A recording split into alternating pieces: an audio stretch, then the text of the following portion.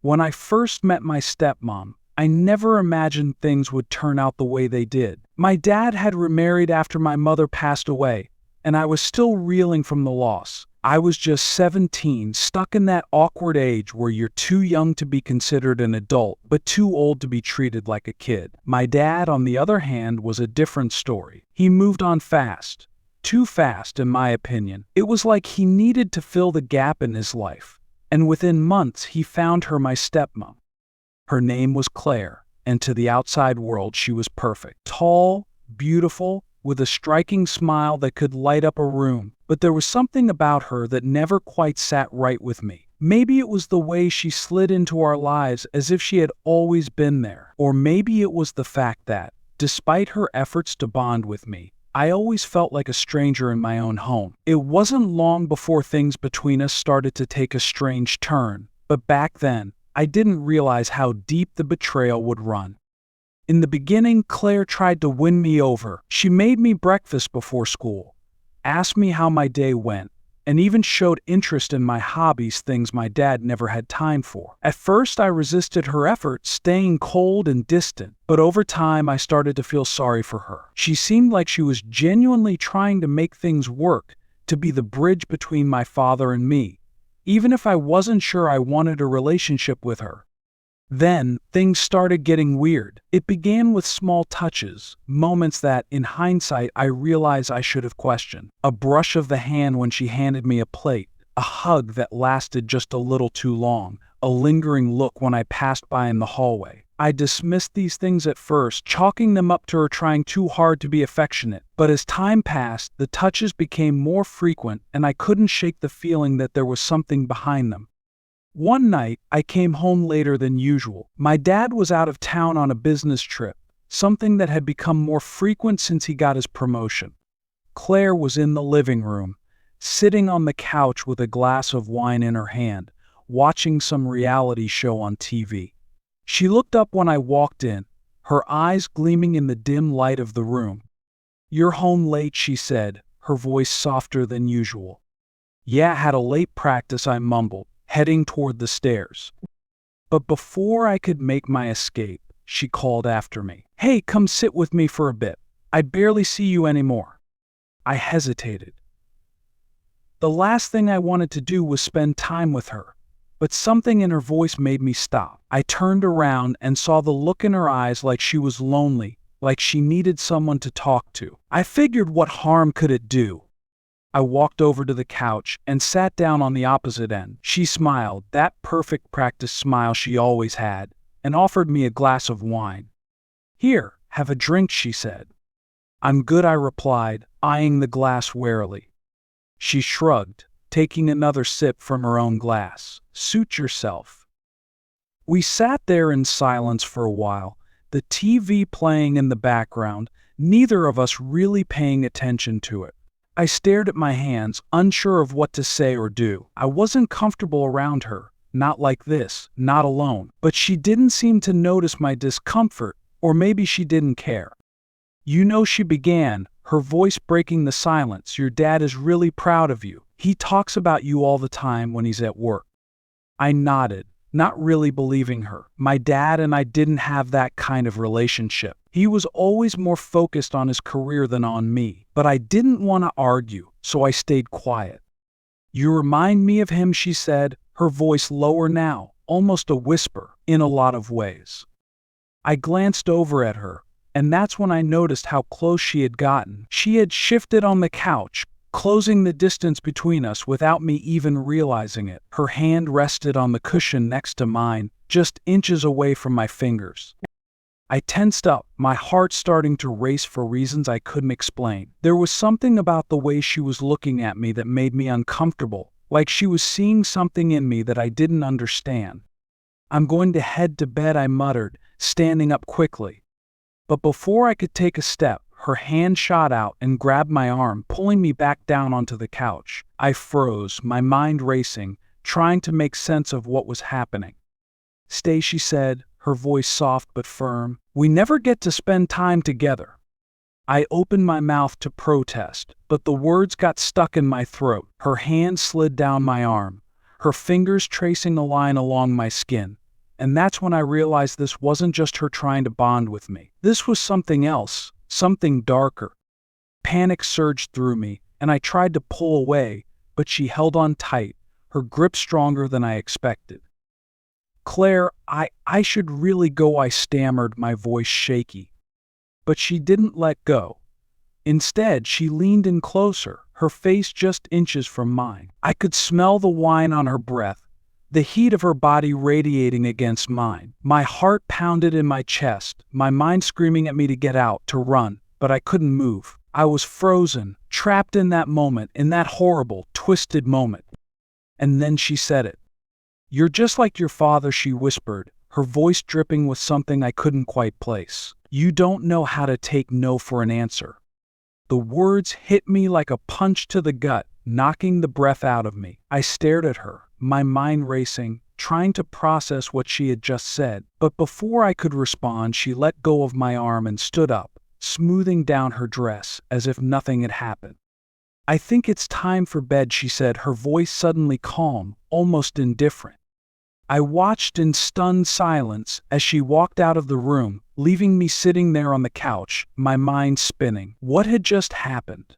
What had she meant by that? The more I thought about it, the more confused and angry I became. I didn't know what to do, who to talk to. I felt trapped, like I was caught in some twisted game that I didn't understand.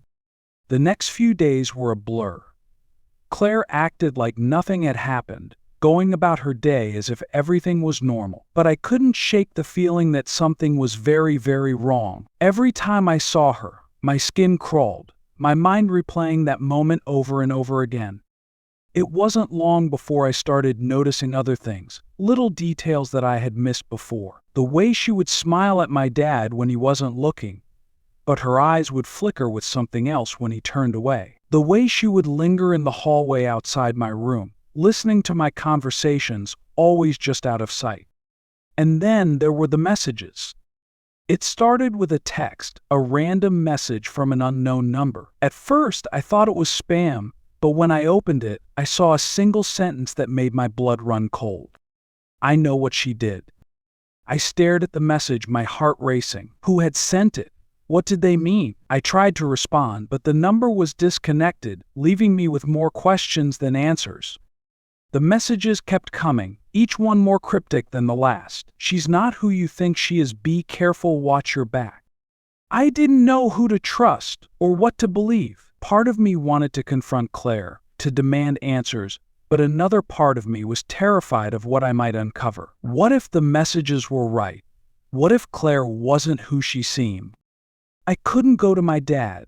He was completely under her spell, oblivious to the tension that was growing between us. Every time I tried to bring it up, he brushed me off, telling me I was just imagining things, that Claire was trying her best to be a good stepmother. But I knew better. I had seen the cracks in her facade, the moments where the mask slipped and the real Claire peeked through, and I was determined to find out the truth. One night, when my dad was out of town again, I decided to search her room. I waited until she went to bed, listening for the sound of her footsteps as she made her way upstairs. My heart pounded in my chest as I crept down the hallway, the floorboards creaking beneath my feet.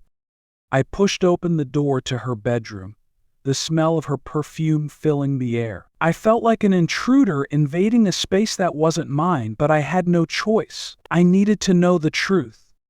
I started with the dresser, opening drawers and sifting through her clothes, looking for anything that might give me a clue. But there was nothing, just the usual assortment of personal items and clothing.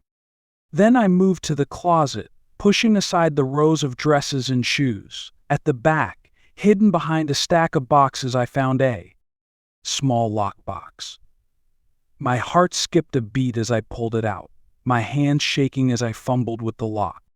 I didn't know what I expected to find, but when the box finally opened, I was met with a pile of old photographs, letters and what looked like legal documents. I sifted through the papers, my eyes scanning the names and dates, trying to make sense of it all.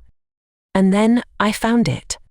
A letter addressed to my dad, but never sent. It was dated years before my mother had passed away, and as I read the words, my blood ran cold.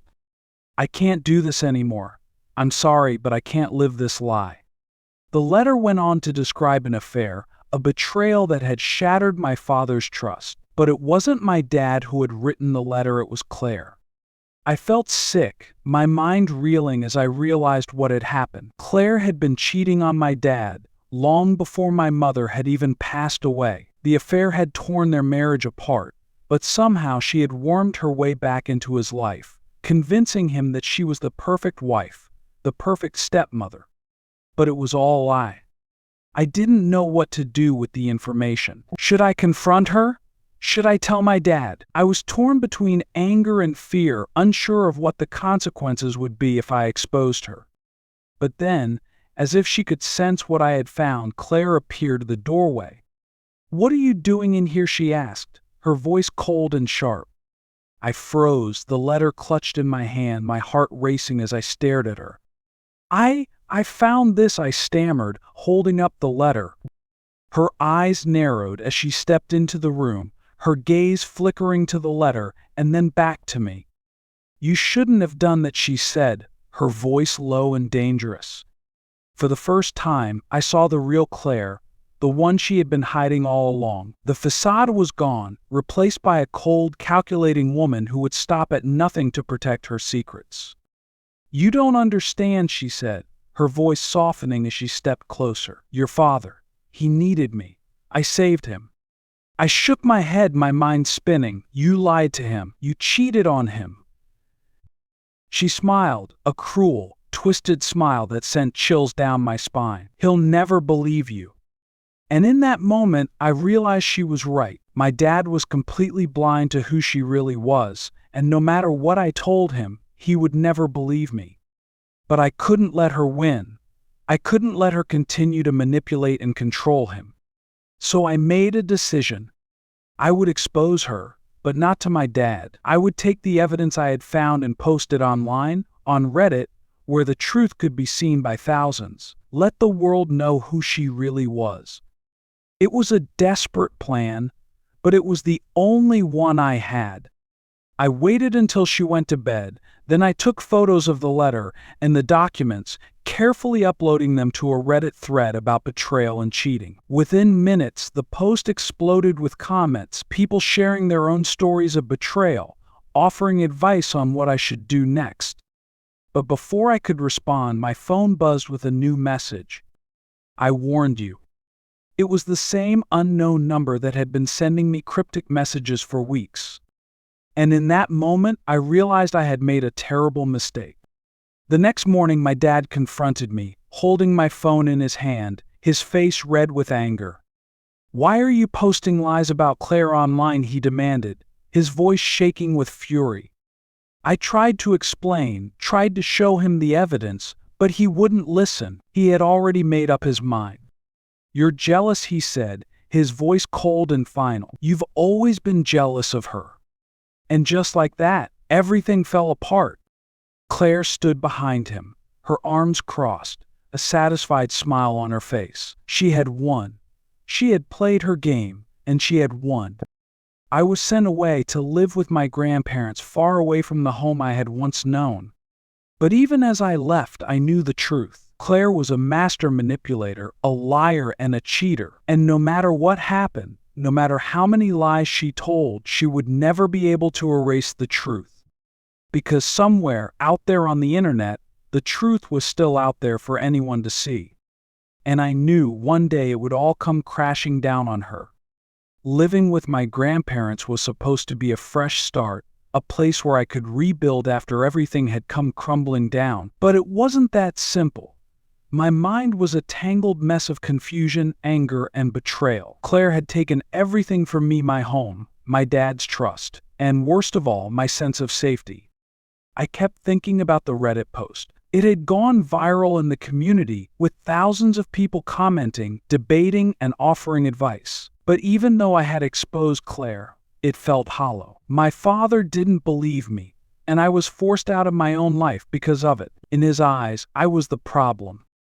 At my grandparents' house, things were quieter. They were kind people, understanding in their own way, but they couldn't replace what I'd lost. They didn't pry into what happened, though I could see the questions in their eyes. They probably thought I was some rebellious teenager who couldn't adjust to the new normal of having a stepmom. But they didn't know the whole story, and I wasn't about to tell them. I stayed in my room most of the time, scrolling through Reddit, watching as the conversation about Claire unraveled into something RC couldn't control. People started speculating, digging into her past, trying to find more about the evil stepmom that had taken over my life. Some users even claimed to know someone like her, a manipulator, a gaslighter, someone who pretended to be perfect but had a darker side. It was surreal to see my life dissected by strangers. Then, one day, something unexpected happened. I received a direct message on Reddit from someone who had been following the thread closely. At first, I ignored it, thinking it was just another piece of advice or sympathy. But when I opened it, I was stunned. The message was from someone who claimed to know Claire. She did this to me too, the message read, years ago, but no one believed me. My heart stopped. Could this be real? I sat there, staring at the screen, my mind racing. I needed more information. I quickly replied, asking who they were and how they knew Claire. The reply came almost immediately.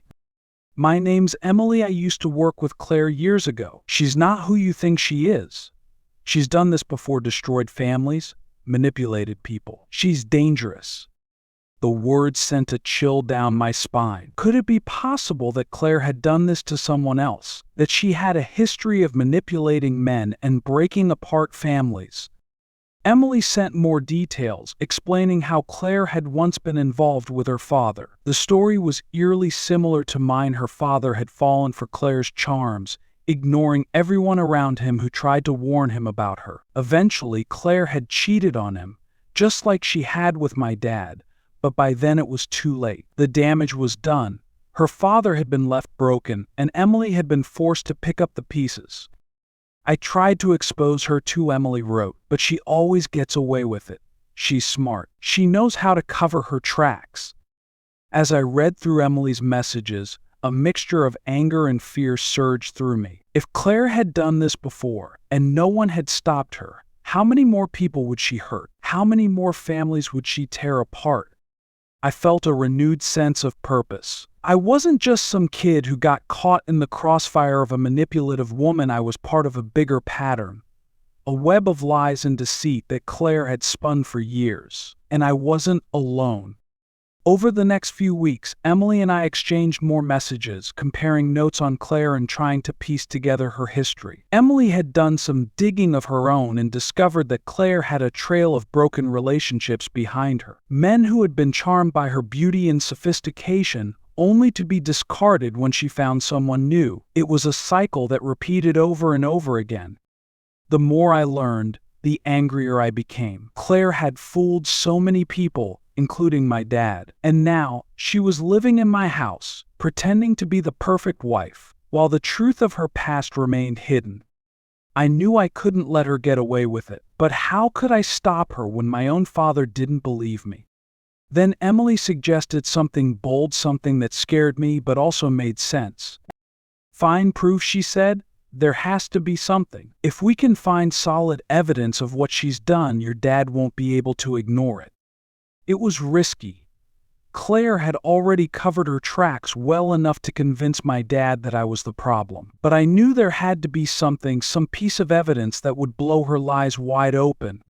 The problem was, I couldn't go back to the house. After my dad had sent me to live with my grandparents, he'd made it clear that I wasn't welcome there anymore, at least not until I apologized to Claire. The thought made my skin crawl. I would never apologize to her. But then I remembered something, a backup plan I had made before everything fell apart. The night I had found those letters in her room, I hadn't taken all of them with me. I had hidden some of the documents in my old bedroom, just in case. If I could get back into the house, I might be able to retrieve the hidden letters and other documents. They were the key to exposing her. I messaged Emily, telling her my plan, and she agreed to help. We decided to meet up in person for the first time. She lived in a nearby town, and we arranged to meet at a quiet cafe where we could talk without being interrupted.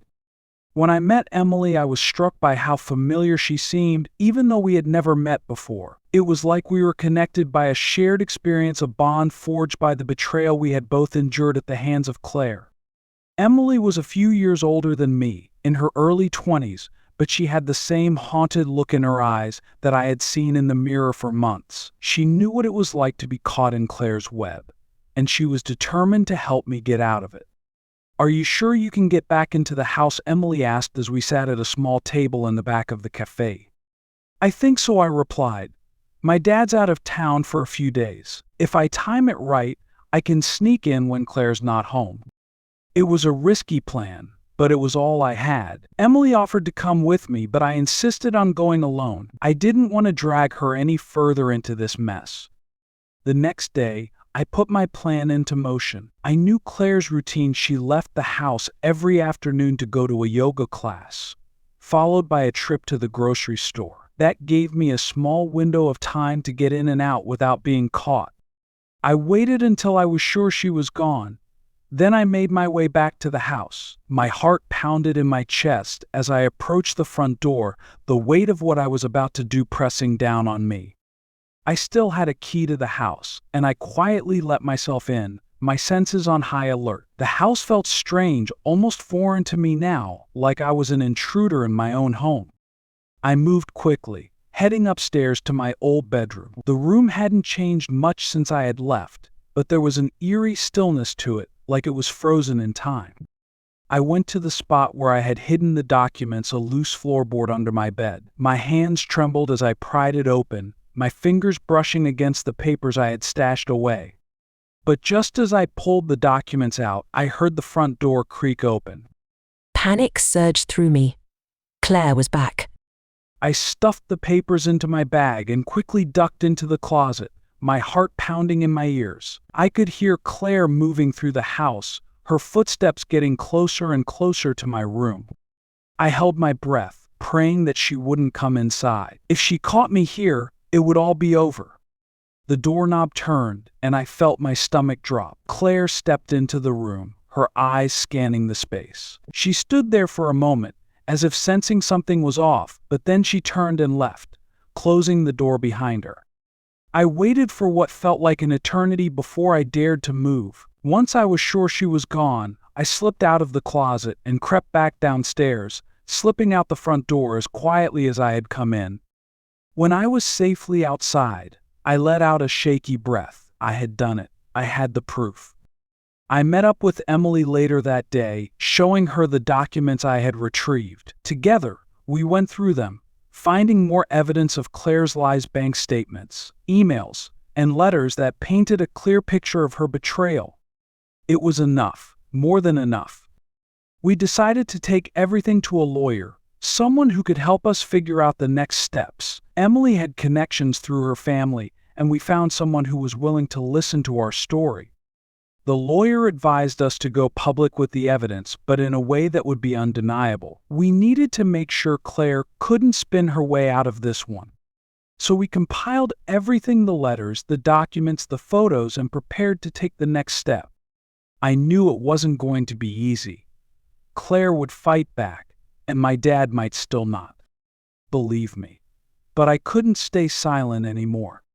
The day we went public, I felt a mixture of fear and relief. The truth was finally out there, and people were starting to pay attention. News outlets picked up the story, and soon the internet was buzzing with discussions about Claire and her web of deceit.